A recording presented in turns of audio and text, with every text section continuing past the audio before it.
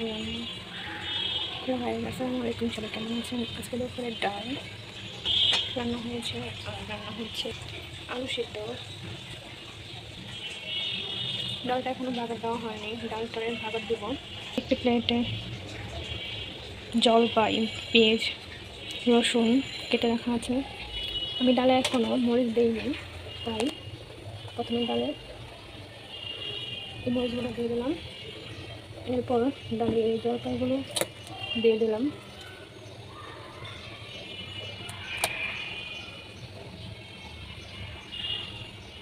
ডালটাতে ভালো একটি বলক আনাবো।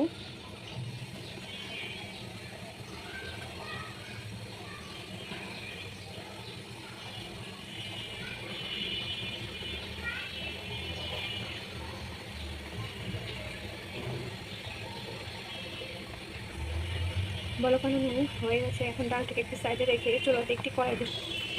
দেখুন, ডালটিকে সাইডে বসিয়ে নিয়ে চুলায় একটি কড়াই বসিয়ে নিয়েছি। কড়াইয়ের মধ্যে এখন তেল দিয়ে দেব।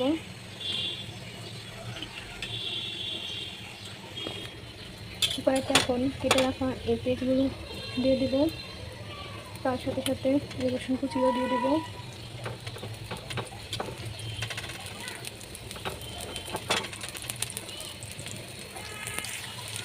এই পেঁয়াজ আর রসুনগুলোকে এখন ভালো করে লাল করে ভেজে নেব।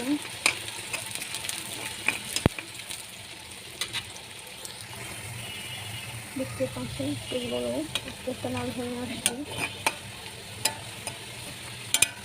আর এই সময়টাকে পেঁয়াজগুলোকে অনবরত লাগতে হবে, তা নয় এক সাইডে পুড়ে যাবে, ভালো মতো লাল হবে না।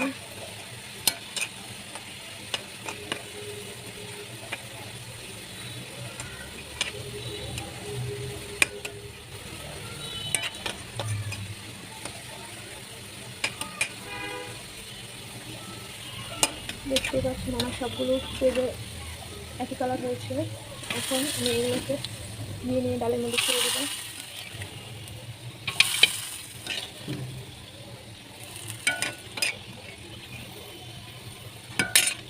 আমি কড়াই থেকে নিয়ে তেলটাও দিয়ে দিলাম।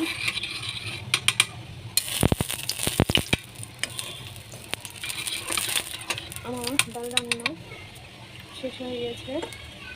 আর চুলা যে কড়াই বসানো ছিল তার মধ্যে আমি মরিচগুলোকে লাল করে নেব, কারণ বলেছিলাম আজকে আলু ভর্তা আর ডাল রান্না হবে।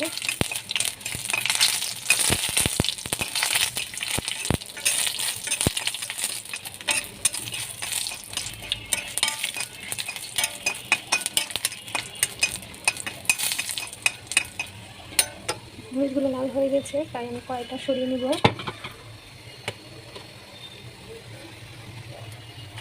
আর ডালের পাত্রটি চুলায় বসিয়ে ডালটাকে আর একটু বলক এনে নেব।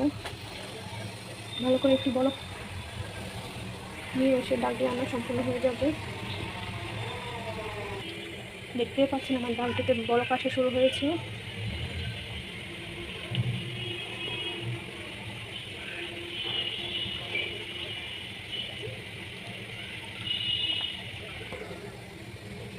সম্পূর্ণ একটি বলক এসে পড়েছে। আর এই মুহূর্তে আমার ডালটি রান্না সম্পূর্ণ হয়ে গেছে।